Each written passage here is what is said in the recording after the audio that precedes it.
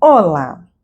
Uma professora alega que criou o sistema semelhante ao Pix e ingressou na Justiça Federal requerendo o pagamento aí de um valor superior a R$ 1 milhão em face do Banco Central a título de indenização por violação de direitos autorais. Essa é a fofoca jurídica quentíssima dessa semana de junho de 2026. E vamos entender o caso e fazer algumas considerações relacionadas a isso. Bom, tudo começa quando essa professora, da venda de material que ela produzia, professora de inglês, ela fazia apostilas, enfim, um material que ela vendia para os seus alunos e muitas vezes o aluno tinha dificuldade de efetuar o pagamento, de modo que ela inventou então um sistema, um método de pagamento que, por não ser uma instituição financeira, se utilizava de créditos de celular. Isso aconteceu entre 2011 e 2012. O projeto começou com o nome de Cell Token, depois virou Tapago. Então, era um sistema, um procedimento de pagamento via celular, mediante compra de crédito. Então, se comprava o crédito, acreditava na conta Cell Token, e dali, então, se utilizava para pagar recursos. Bom, ato contínuo, ela fez o registro desse sistema de pagamento junto à Biblioteca Nacional, para então ter direitos autorais sobre essa ideia, sobre esse projeto desenvolvido por ela. Assim, ela conta ali na sua inicial, que, diga-se de passagem, são mais de 50 páginas, inclusive tem um sumário. A inicial muito bem organizada, tem até um sumário, para que fique mais fácil ali verificar e procurar as informações. Pois bem, ela, como eu disse, não tinha uma empresa de sistema financeiro, de uma instituição financeira, ou ela equiparada, e naquela época ainda não existia as fintechs como existe hoje, e foi se fazendo dessa forma. Ela abriu uma empresa para poder fazer nessa modalidade. Posteriormente, quando começou então a poder criar fintechs, ela apresentou essa proposta de abertura de uma empresa junto ao Banco Central, e alega ela então que ela apresentou essa metodologia de pagamento. Isso seria ali em torno de 2015. Ato contínuo, em 2020, o Banco Central então lançou o sistema de Pix, de pagamento via Pix, que é, no caso no Brasil, sucesso até hoje. Pois bem, ela ingressou então na Justiça Federal, está correndo ali numa vara federal, no Distrito Federal. Originalmente o processo era em segredo de justiça, hoje parece que não é mais, só os documentos contábeis e fiscais dela. E pediu perícia, parece que a perícia também não foi autorizada pelo juízo, enfim. Aonde eu quero chegar com vocês nesse vídeo? A diferença entre patente e direitos autorais, propriedade industrial e direitos autorais, se, primeiro, aquilo se trata de uma ideia ou de um sistema, e segundo, se de fato houve uma violação de direitos autorais, até que ponto isso pode chegar, ou até impedir uma eventual patente, um eventual registro de um software no Instituto Nacional de Propriedade Industrial, INPI.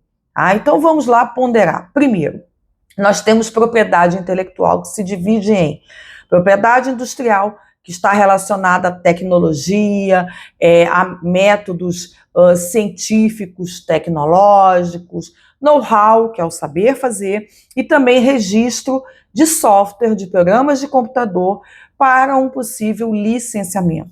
E nós temos direitos autorais, que também fazem parte do direito de personalidade, que são registrados na Biblioteca Nacional, que são obras literárias, algo que é produzido dentro ali da ideia de direito personalíssimo e que tem o seu registro ali para configurar esses direitos autorais e evitar um plágio, uma violação. De uma forma muito resumida, a diferença entre os dois é que, quando a gente fala de tecnologia, de patentes especialmente, ou métodos científicos, ou programas de computador, software, o que seja, né? Essa parte do direito, ela está relacionada com o conhecimento da humanidade, né, do assim caminha a humanidade, é um conhecimento de todos. Então, uma pessoa pode desenvolver hoje, mas se ela não desenvolver, amanhã outro irá desenvolver, porque é o conhecimento que vem dessa evolução da humanidade com tudo que tem à nossa volta, que vai sendo descoberto, desenvolvido ao longo ali da evolução. Já os direitos autorais, eles emanam de algo que vem dentro da pessoa e que só ela consegue colocar para fora e expressar. Alguns chamam de alma, outros chamam de espírito, mas é o que realmente marca uma obra, né? Aquela pintura, aquela literatura, por isso que é fácil de verificar o plágio. Por quê? Porque é aquela marca que só aquela pessoa pode fazer naquela obra. Né? A forma como ela pinta, só ela pinta. Por mais que alguém tente copiar, nunca vai ser 100% igual, porque não tem a ver com esse conhecimento da humanidade, tem a ver com a expressão da sua personalidade. Por isso que são institutos distintos e com órgãos distintos que protegem tal situação. Especialmente na situação dela, e talvez por isso que ela tenha pedido a perícia, não sei, não só para provar que é a mesma ideia, mas enfim, que realmente ela desenvolveu algo novo à época, é que direitos autorais não abrange ideia. A ideia não é concreta, a ideia é abstrata. Direitos autorais envolve algo efetivamente concreto, que a gente chama de obra. Pode ser uma obra literária, uma obra artística, mas tem que ter algo concreto, material, que não tem relação com programas, com software, programas de computador, sistemas, métodos. Então, de uma análise assim muito precária que a gente está fazendo hoje, né, sem verificar exatamente de forma técnica o que ela desenvolveu, a princípio, não seria algo a ser registrado na Biblioteca Nacional. Um programa de computador, como eu disse, é no Instituto Nacional de Propriedade Industrial. Um método, uma inovação científica tecnológica é uma patente no Instituto Nacional de Propriedade Industrial. Parece-me, pelo que tem no inicial, que não foi feito nada disso. Só foi feito o registro na Biblioteca Nacional, de forma a preservar os direitos autorais. Então, essa situação específica, ela envolve exatamente o quê? Né? Bom, primeiro, se realmente é uma ideia ou é uma obra. Se é uma obra, ela está realmente protegida por direitos autorais. Mas isso não impede que haja, por exemplo, um depósito de um pedido de uma patente.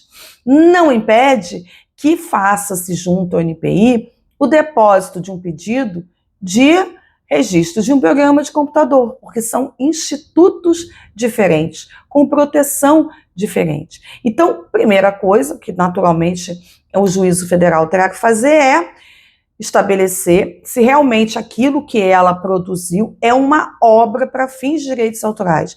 E segundo, se de fato existe alguma similitude com relação ao procedimento do PIX, porque alega ela que se ela fosse uma instituição financeira ou a ela equiparada, o programa dela, né, o Cell Token, que depois virou PAG, né, como é que é? Tapago, que depois virou o Tapago, seria o PIX, que o PIX seria uma versão melhorada do Tapago, justamente porque envolve uma instituição financeira e pode fazer transações financeiras que ela não podia à época.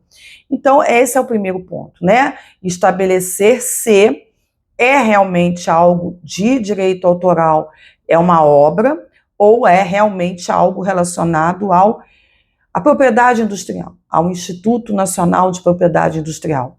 Se realmente isso for um software, for algo envolvendo patente, aí é de quem primeiro deposita o seu pedido de concessão de patente ou de registro para licenciamento de um programa de software junto ao NPI. e aí não haveria violação de direitos autorais. É um caso muito interessante, não é tão simples assim, né? E é muito interessante, acho que é por isso que a inicial é tão longa com relação a tudo que é abordado, a tudo que é debatido. Então é um caso extremamente recente, a ação foi distribuída em 2025, nós estamos em junho de 2026, é algo que vale a pena acompanhar para estabelecer o que é efetivamente obra para direitos autorais, qual é o limite de proteção disso e se alcança ou não um outro instituto, que é da propriedade industrial, que envolve patente, registro de marca, registro de programas de computador, de software, de know-how, de vários institutos que não têm relação com direitos autorais. Pior será se chegar à conclusão de que aquilo nem obra é, era simplesmente uma ideia, e que nem era uma ideia inédita, então não caberia, ideia primeiro não tem direitos autorais, e segundo, nem caberia pedir, tanto na Biblioteca Nacional, como no Instituto Nacional de Propriedade Industrial, ou INPI. Espero que vocês tenham gostado desse assunto, rapidinho aí nesse vídeo, e vamos acompanhar esse caso para ver aí o desdobramento dele. Até o próximo vídeo.